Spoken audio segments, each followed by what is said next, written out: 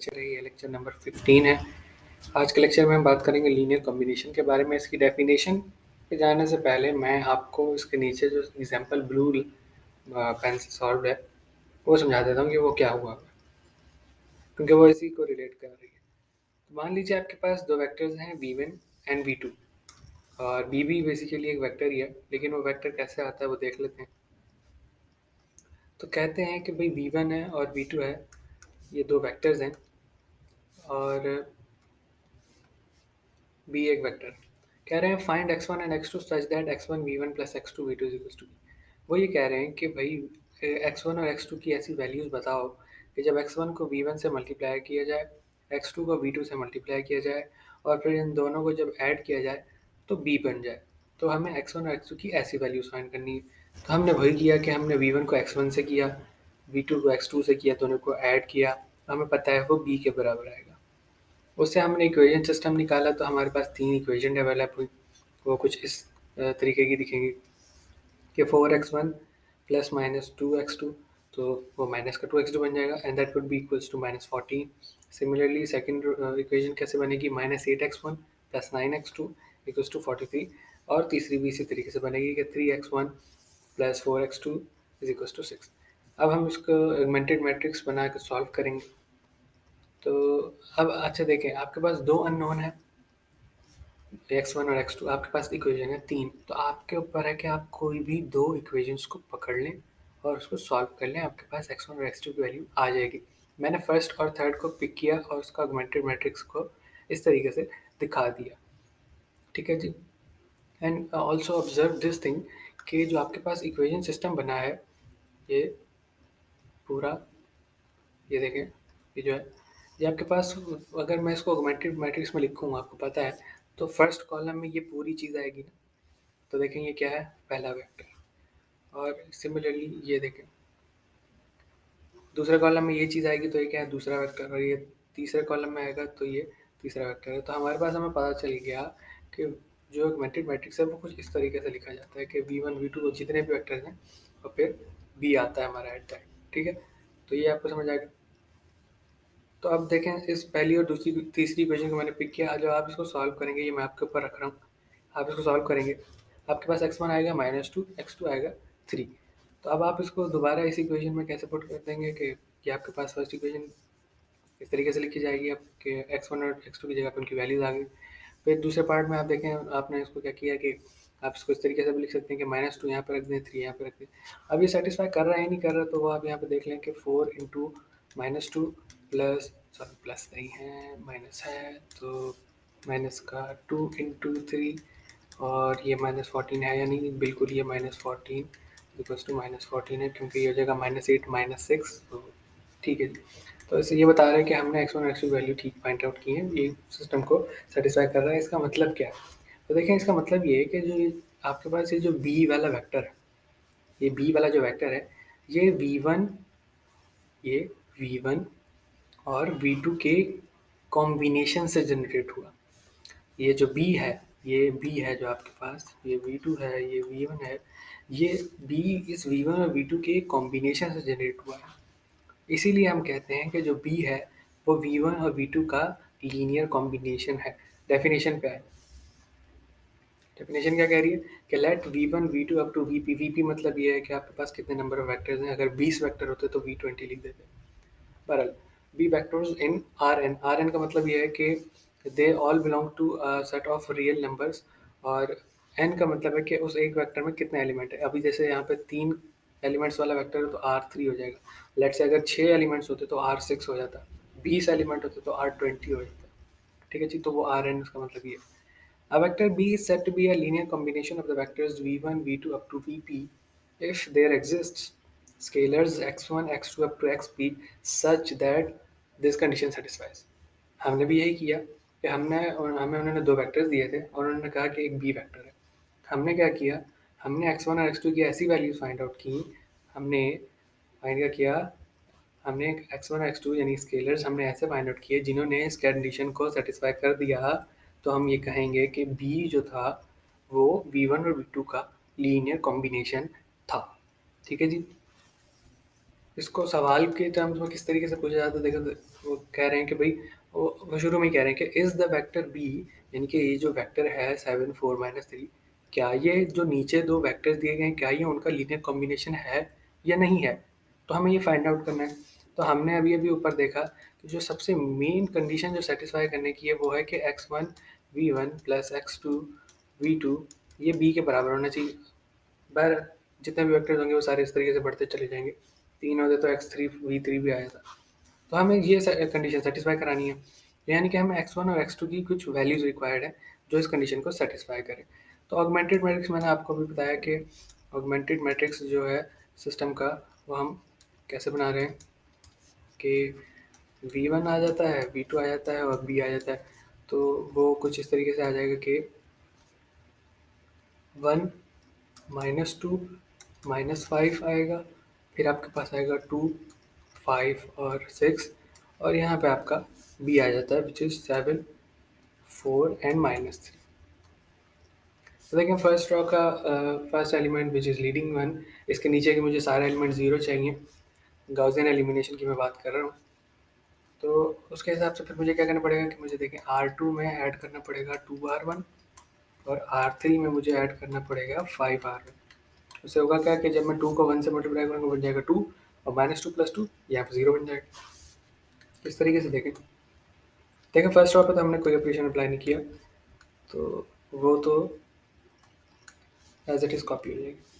आ जाए चाहे दूसरी रॉ पे -2 + 2 × 1 2 -2 + 2 0, 2 × 2 is 4, 5 + 4 9, और 2 × 7 is 14, 14 + 4 18। अब 5 × 1 is 5, -5 + 5 0, 5 × 2 is 10, 6 + 10 is equals to 16, 5 × 7 is 35, 35 -3 + 35 32। ठीक है जी। अब मुझे देखें फर्स्ट रॉ के लीडिंग वन के नीचे मुझे सारे एलिमेंट जीरो मिल गया। मुझे सेकंड रॉ के लीडिंग वन को आइडेंटिफाई करना है, विच इज जो कि ये वाला एलिमेंट बनेगा, लेकिन इसको वन बनाने के लिए मैं क्या करता हूँ, R2 को 9 से डिवाइड करता हूँ। तो अब मेरे पास क्या बन जाएगा, 1 2 7 0, और ये बन जाएगा 1, ये बन जाएगा 2, और ये तो एज इट इज़ ऐसे का ऐसा ही रहेगा। अब बस इस वन सेकंड रॉ के लीडिंग वन के नीचे मुझे ज़ीरो चाहिए, तो मैं क्या करूँगा, R3 - 16 R, तो ये हो जाएगा कुछ इस तरीके से, जाएगा 0, ये हो जाएगा 1, ये हो जाएगा 2, ये हो जाएगा 0। 16 × 1 is 16, 16 - 16 0, 16 × 2 is 32, 32 - 32 0।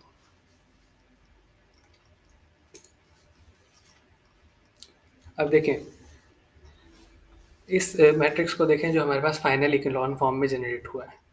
ठीक है जी। इसमें से अब आप देखें, अच्छा आप इसकी रैंक बता सकते हैं क्या है, जिन्होंने रैंक और नलिटी वाला लेक्चर मेरा देखा है तो उनको ये पता है कि देखें आपके पास अननोन कितने थे सिस्टम के, दो। आपके पास नॉन ज़ीरो रॉज कितनी है, दो, कोफिशिएंट साइड पे भी ऑगमेंटेड साइड पे भी। तो इस पूरे सिस्टम का रैंक क्या आया, 2 रैंक आया। अननोन कितने थे, 2 थे। यानी कि ये जो सिस्टम है ये है यूनिक सिस्टम, यानी कि ये है एक ट्रिवियल सॉल्यूशन की रिप्रेजेंटेशन। ठीक है, बहरहाल इतनी डिटेल में नहीं जाते। तो ये आपको बता रहा है कि यहाँ से आपके पास देखो x2 आया 2, और यहाँ से आपको पता चल रहा है कि x1 आएगी बराबर इक्वल टू 7 माइनस, जब ये उधर आएगा तो 2x2 बनेगा, which is 7 - 2 × 2 which is equals to 7 - 4 3। तो ये यहाँ से पता चल रहा है कि जो आपकी जो स्टार्टिंग की इक्वेशन थी, यानी कि x1 आपके पास क्या है, 3v1 प्लस 2v2, ये आपकी इक्वेशन को सेटिस्फाई करेगा। जब x1 और x2 की वैल्यू 3 और 2 होंगे तो ये आपके b को इक्वेशन को सेटिस्फाई कर देगा, यानी कि b is a linear combination of v1 and v2।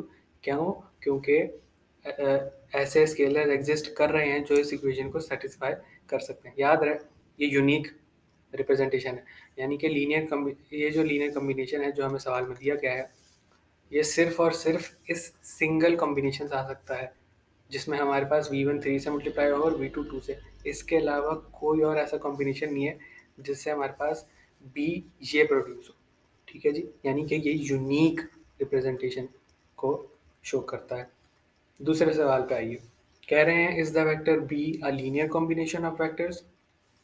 तो अभी हम बता देते हैं। तो सिंपल है, हमें यहाँ पे भी वही सारी हरकतें करनी है।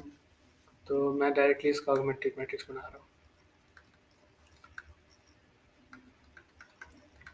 तो देखें, यहाँ पे 3 है, तो V1 V2 V3 और फिर B आएगा हमारा। तो ये हो जाएगा 1 0 और 2, ये हो जाएगा 0 1 और 0, ये हो जाएगा 2 1 और 4, फिर हमारे B आता है विच इज़ 1 0 1। तो देखिए 1 के नीचे एक 0 है, लेकिन इस 2 को भी 0 बनाना ज़रूरी होता है। तो हम क्या करेंगे कि R3 में ऐड करेंगे, सॉरी माइनस कराएंगे 2R1।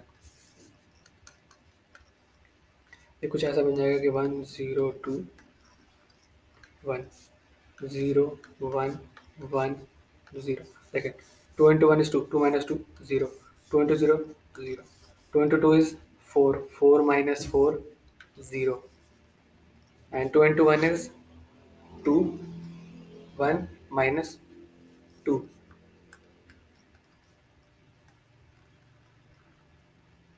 अब आप देखो, मैं इसके आगे इसको सॉल्व ही नहीं करूँगा। उसकी वजह क्या है? उसकी वजह ये है कि अब यहाँ पे मैं इसकी इक्वेशन बताता हूँ कि इसके लिए जो सेटिस्फाइंग इक्वेशन है वो होगी,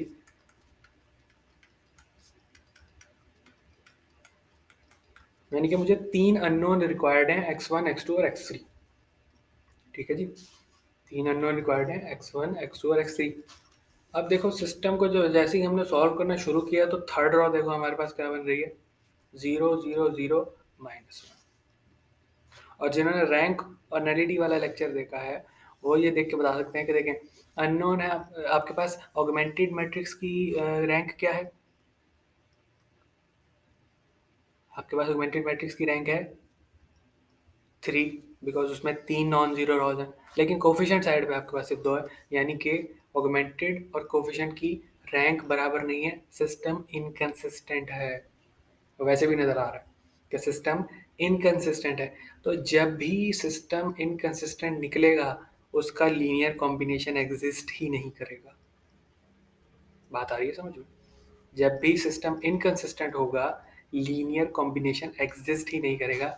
सो B is not the linear combination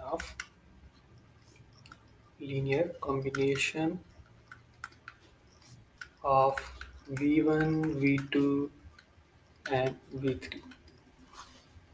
क्यों जी? क्योंकि सिस्टम ही इनकंसिस्टेंट है।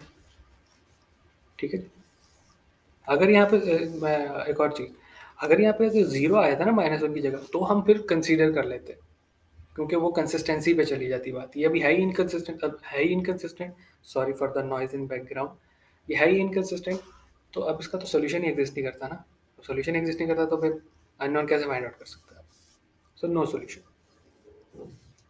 ठीक है जी। तो अब एक और है तीसरा सवाल, इज द वेक्टर बी। अब उन्होंने एक और वेक्टर दिया, कह रहे हैं कि क्या वो इन तीनों वेक्टर्स का लीनियर कॉम्बिनेशन है या नहीं है। काम हमने फिर वही करना है। अब इसका ऑगमेंटेड मैट्रिक्स क्या बनेगा? ऑगमेंट क्या बनेगा इसका? V1 V2 V3 और B। इसकी जो कंडीशन सेटिस्फाई करनी पड़ेगी इसको वो होगी ये वाली। ठीक है जी, तो अब ये क्या बनेगा? 2 4 यह 6 और 8 उतर आएगा। इसको मैं लिख देता हूँ पूरे को, हो जाएगा 9 6 3 1 2 एंड 4। अब इसको हमें सॉल्व करना है। एक मिनट में ज़रा पानी पी लूँ भैया।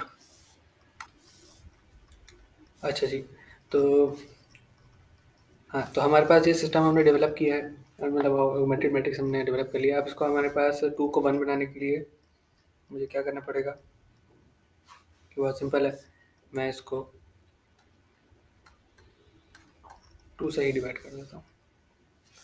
तो मेरे पास जो बनेगी हो 2 ही तो 1 बनाना था, तो ये बन जाएगा 1, ये बन जाएगा 2, ये बन जाएगा 3 और ये बन जाएगा 4। वाह भाई वाह! अच्छा, तो ये तो बाकी सेम ही रहेंगे। ये हो जाएगा 8 और ये जो है 3, 6, 9, 12। क्या मल्टीपल हैं कुछ? अच्छा जी, तो अब मुझे फर्स्ट रॉ के लीडिंग वन के नीचे ज़ीरोस रिक्वायर्ड हैं। सो बहुत सिंपल है, R2 माइनस R1 करना पड़ेगा और R3 माइनस 3 R1 करना पड़ेगा। तो अब मैट्रिक्स कुछ इस तरीके से ट्रांसफॉर्म होगा कि ये तो सेम रहेगी, नो इफेक्ट। ये बन जाएगा 0, ये बन जाएगा 0, ये बन जाएगा 1, ये बन जाएगा 4। इधर 3 into 1 is 3, 3 minus 3 is 0, 3 into 2 is 6, 6 minus 6 is 0, 3 into 3 is 9, 9 minus 9 0, and 3 into 4 is 12, 12 minus 12 is 0। ठीक है जी, आपके पास कुछ ये सिस्टम डेवलप हुआ है। अब देख के आप बता सकते हैं, बहुत सिंपल है, रैंक एंड नलिटी से। ऑगमेंटेड मैट्रिक्स की रैंक क्या है, यानी नॉन जीरो रॉस कितनी है इस पूरे में? 2। और सिर्फ कोफिशिएंट वाली साइड देखें तो कितनी है? 2, यानी कि रैंक दोनों की, ऑगमेंटेड और कोफिशिएंट दोनों की बराबर है। लेकिन अननोन कितने हैं? 3। रैंक कितनी है? 2, यानी इसमें एक फ्री वेरिएबल भी एग्जिस्ट करता है। यानी कि ये कंसिस्टेंट तो है लेकिन इनफाइनाइट मैनी सोल्यूशन वाली केस है। ठीक है जी, तो मैं साथ साथ प्रीवियस लेक्चर को भी लिंक कर रहा हूँ कि हमने वहाँ से क्या सीखा हुआ है और आगे भी हम कैसे देख रहे हैं। बहरहाल, अब यहाँ पे हमने अननोन हमारे पास 3 थे, लेकिन हमारे पास यहाँ पे फ्री वेरिएबल भी एग्जिस्ट करता है। अब हमें कैसे पता है कि फ्री वेरिएबल किसका एग्जिस्ट करता है? ये भी मैंने आपको बहुत बार पहले बताया है कि जिस वेरिएबल का फाइनल ऑगमेंटेड मैट्रिक्स में लीडिंग वन एग्जिस्ट कर जाए, तो वो तो सिंपल है, वो एक नॉर्मल अननोन है। लेकिन अगर जिसका नहीं है, वो फ्री वेरिएबल बनता है हमारा। ठीक है, कैसे? तो देखें, फर्स्ट रॉ में ये जो लीडिंग वन है, ये किसका है कोफिशिएंट? ये है x1 का, सॉरी, हाँ x1 का ये।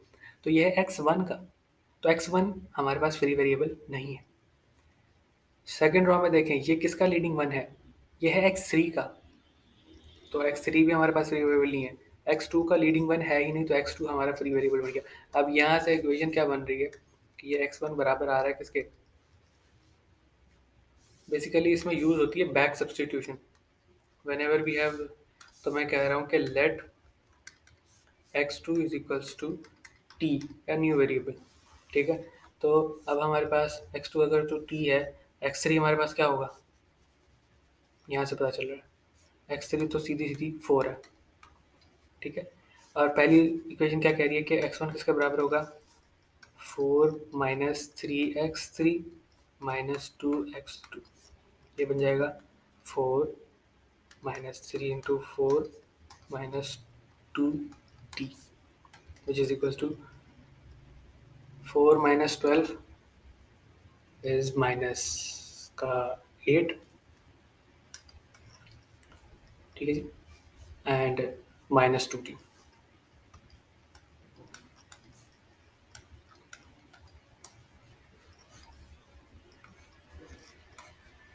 तो आपके पास x1 x2 x3 की क्या वैल्यूज हैं? कुछ इस तरीके से हैं।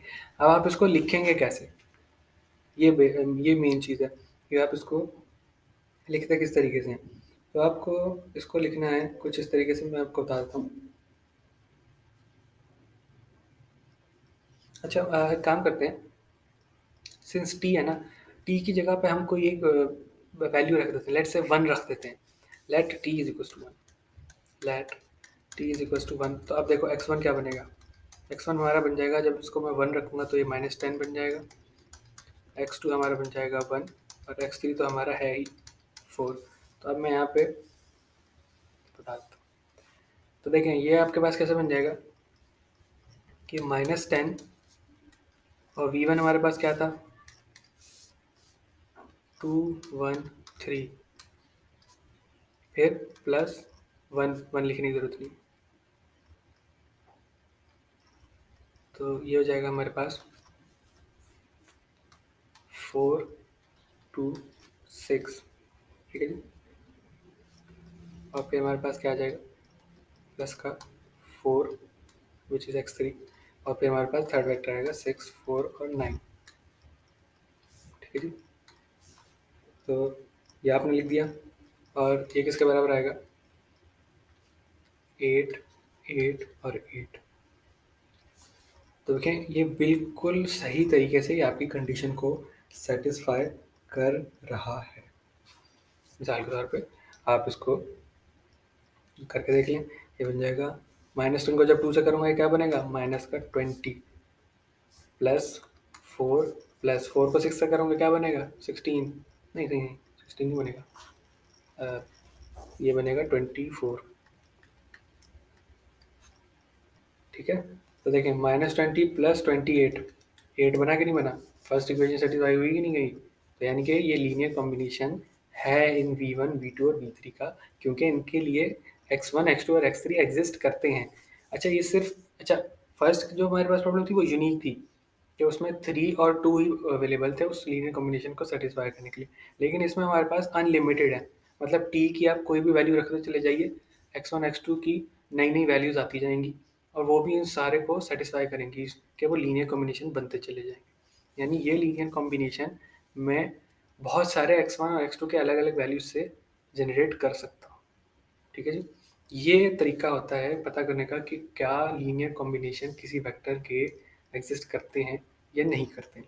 आज के लिए इतना ही रखते हैं, अगले लेक्चर में span of set of vectors पे बात करेंगे। तो तब तक के लिए अपने रखिएगा बहुत ज़्यादा ख्याल, मुझे दीजिएगा इजाज़त, अल्लाह हाफिज़।